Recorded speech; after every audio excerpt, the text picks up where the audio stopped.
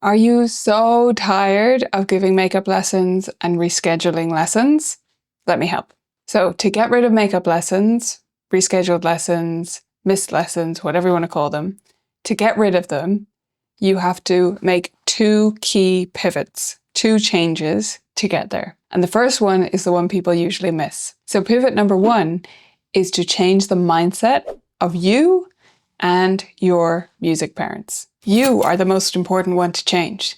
So how do you think about the money you're getting from parents? The fees they pay you? What do you think they're for? Because if you think that they're for a 30-minute or 45-minute lesson once a week, if you think they're literally for those minutes that you're being paid for your actual time in that room with that student, then you're not going to get rid of makeup lessons. You have to change how you think about it first. And here's the way I think is correct to think about it.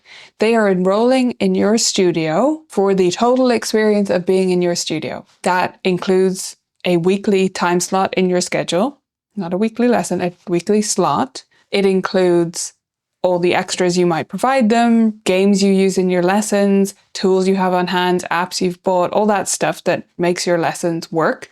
It includes that. It also includes anything else that comes with your lessons. That could be practice tools they use at home. It could be recitals. It could be group workshops if you include those as part of your tuition. Anything that's included, that's what they're subscribing to, as it were. They're not paying for that exact amount of your time every week. That's not the structure we're in. So if you can change your mind about that first, then you can start to change parents' minds. Changing parents' minds, or establishing this mindset for parents, comes in little drips. It's not something where you say to them outright, this is how our studio works and this is what you're paying for. It's something that comes in the little communications. It's almost between the lines. It starts the first time you meet them and you explain all the things that happen in your studio and how lessons work, especially when they have to miss one. And it continues from there. You're communicating with them. Every time you communicate, you're showing them what effort you're putting into lessons. So whether that's a newsletter or formal progress updates or just little emails you send them here or there, or moments you have with them at the door when they're picking up or dropping off their kiddo, you're communicating to them, basically, I have a plan, I have expertise, and I'm guiding your child or I'm guiding you through this process. There's more to this than 30 minutes of my time. I'm putting in a lot of effort outside of this. Even though that's not what I'm directly telling you, that's what I'm communicating to you. Now, pivot number two is the more obvious one. You need to change your policy, and then you need to stick to your policy. So what is your policy right now? I'm going to go out on a limb and say that while I believe all studio owners deserve autonomy and I believe that you should do whatever you want to do and that you don't have to take my advice, but I believe there's one good option when it comes to this, just in my experience. And that is no makeups at all, ever. Because it's simple and it's blanket and it doesn't lead to guilt-trippy conversations. So I know teachers want to say, oh, well, only for illness, only with more than 24 hours notice, only for this or that, only one per semester, or we make up lessons by having a group workshop. I don't like any of that framing because it's too wishy-washy. And when we have that kind of wishy-washiness, that's where we have these annoying, horrible conversations that feel like confrontations with parents. If you just have a blanket, I don't make up lessons policy, even if you don't write it like that, then there's no debating it. It's not, oh, why did she get a makeup lesson but I didn't? Or why for illness but not for this?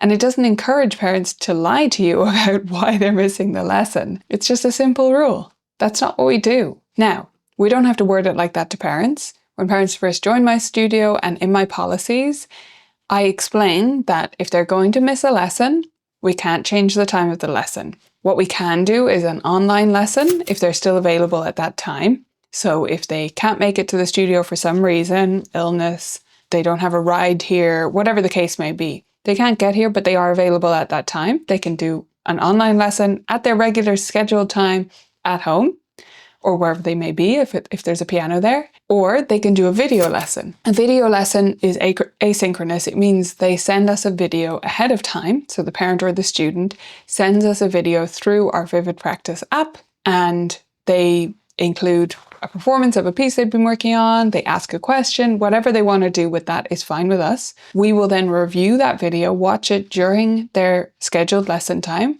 and respond, usually with another video if that makes sense, or written if that makes more sense. Now, most parents don't avail of that, but we're happy if they do, and it gives us a cushion for the news that we are not rescheduling that lesson. So if you need that kind of cushion, I think it can be useful in those conversations to have something that you're offering instead so that they're not entirely missing out on that time. However, you might find that hardly any parents take you up on that because it requires effort on their end. And it's set up that way on purpose because prior to this, several years ago now, we used to have the video lesson option, but we used to make it that we would send them a video during that time. They don't watch the video. And that leads to the teacher feeling a bit resentful that they completely wasted their time. And it doesn't help anyone anyway because they don't watch the video. So what's better is they have to send us a video and we will respond. That way the ball is in their court. If they want to make use of that lesson time and have us respond, we are more than happy to do that. But if they don't send us a video in advance, we can't respond to anything. So it just makes sense that way. So once you've changed your mindset and you truly believe me that you do not owe parents that lesson, if you need more on that, we've done previous videos you can watch, so you can search the channel about makeup lessons. But once you've made up your mind and you've changed your policies, all you have to do is stick to it. And you need to get ready to repeat yourself. I'm not going to lie to you. You're not going to just put out your policies in the written format and have everyone comply instantly and never ask you about reschedules ever again. If that happens to you, please message me, let me know, because that would be a once in a blue moon situation. What will actually happen is people will push back initially.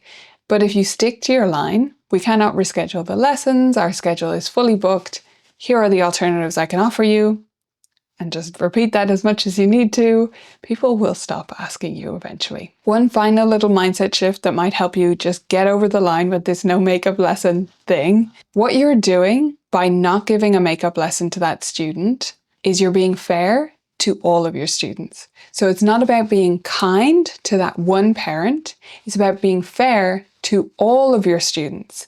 Because if you give that makeup lesson, and it's normally the same families who ask again and again, am I right?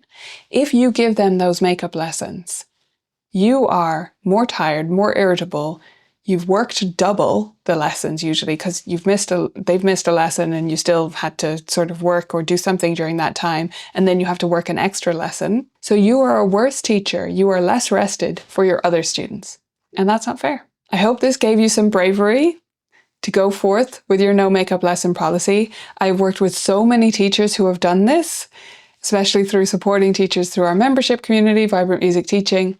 So many teachers have done this and come back and told me, hey, no one quit and it actually wasn't such a big deal and I'm so much better off because of it. So I hope it will inspire you to do the same.